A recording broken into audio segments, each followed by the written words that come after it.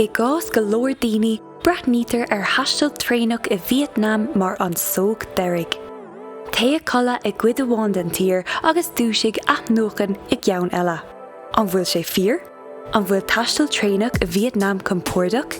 I nuamh tá mé chun fáil amach.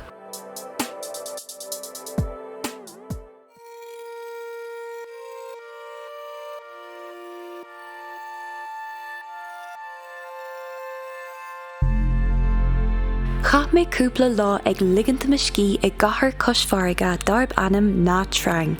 Ag buint solt as an mia agus an cafe á túil. Có maith le a bheith ag snámh san áirige te.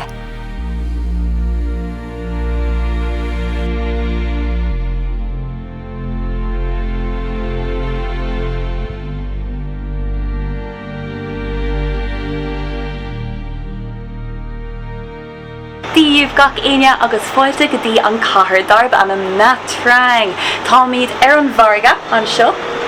Neadar an bhfuil tú ann I a eáil ach tá an chathair seo go díreach an bharga agus tá sé mór go leor, tá leat milliún daoine ina cónaí anseo in Nha Trang agus tá sé go híomhing fad. Tháinig mé anseo inné agus chuig mé go dtí an trá agus mar sin de tá na trána anseo den sco agus an airge tá sé te. Tá sé furfad an snámh, tá na tanta comór comá agus tá sé go háling fad. Tá sé anna ada fad an seo comá an trá agus is féidir leat siúlód anna ada a dhéanamh nó rothair chur cias agus té ó taobh amháin go taobh eile. Ina cheanta sin tá anna cuid timpeall na háite an seo.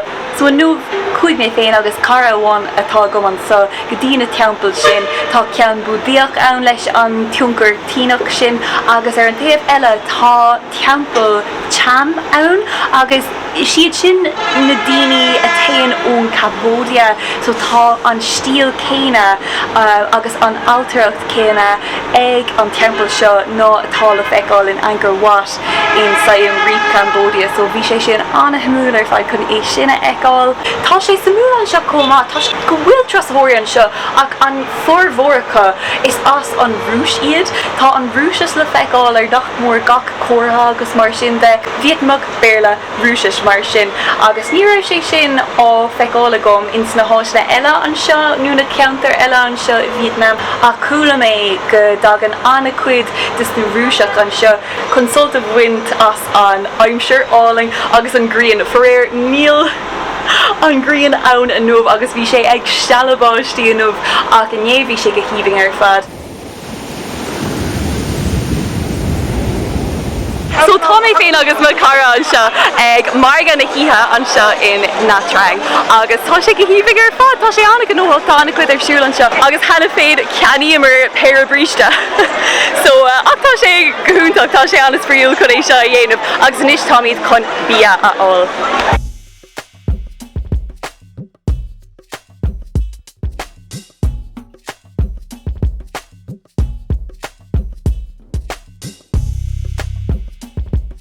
Bhuaineamar an taitneamh as ban mí ag an marga agus cuaimar ag siúil timpeall na cathrach.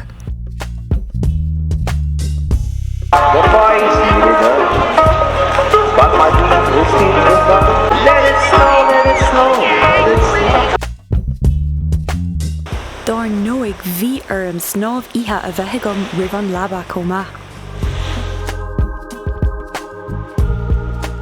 Tar éis snámh eile ag éirí na gréine an bhd an dargeon, an bhfuil tú in anna eáil go bhfuil mé gafa, bhí sé an am taxi a thuirt go dtí an stáisiún traenach de mar thos go Quy Nhon.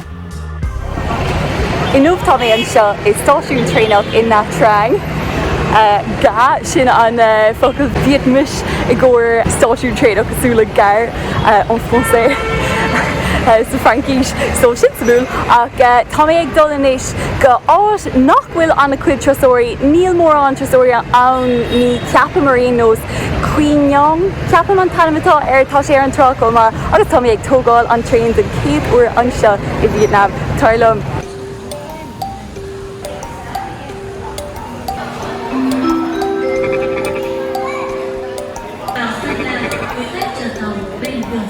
tá sé sais pasta an seo tuis nach bhfuilín córa nuaon rud mar sin ach coolla mé rud éigean an sin na méile go bhfuil an traenig teacht so ní hééis seo an traein ach beag sé teacht tá sé gnóach an seo agus níl mór an trasóirí timp na háide ach tá ceis míúr sin goúntaach.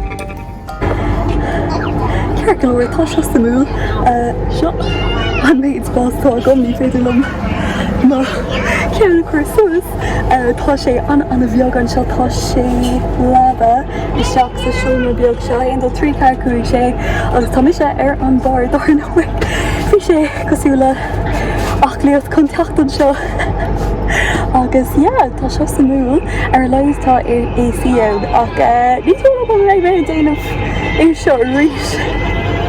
Níl fiú fan ógam seo. Smúl ar éon níl sé ach goir ceir uair go le ceapan ceir uair go le. So samú na traein I Vítneam. Samú.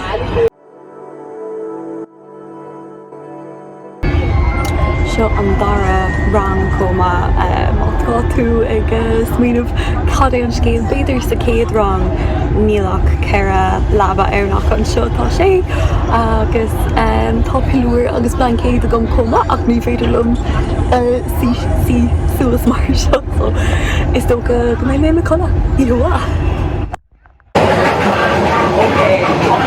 Is lava sin sé áar fád chuíad agus táig siú timppla ag dúirí do seach lehar an tá sé fégas an tá marna marí anseo seo tá sé beagnar gan de lína gréine.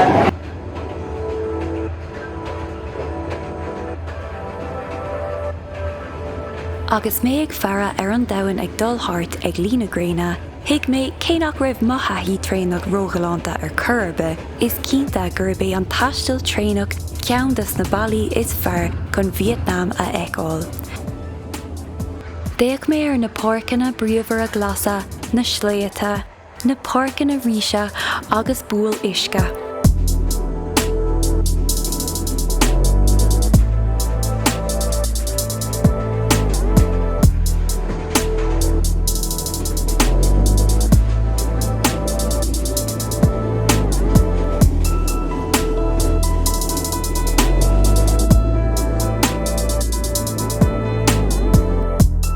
Ina cheanta sin, tháinig mé chun úntas nádúrtha a fheiceáil ó Cian atá díreach cosúil le clochán an afar I dúsceart éireann.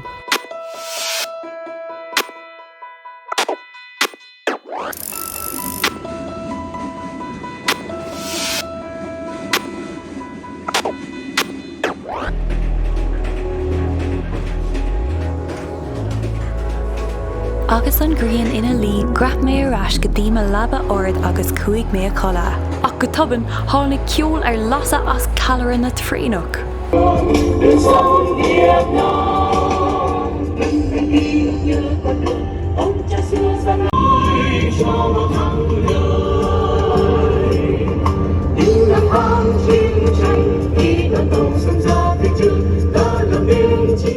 San omlán ní mór do mar rá gur fearlumm na bosanna codalta le haig úmpar an seo a Vítneam. Cé go gceadaíonn na tréanacha roiirceanna áling an tuatha a ghlacha isteach. Balach amháin nó balach eile, thris mé go dtí mo ceann scríbe Quy Nhon. Cíigh mé sa céadát eile sibh.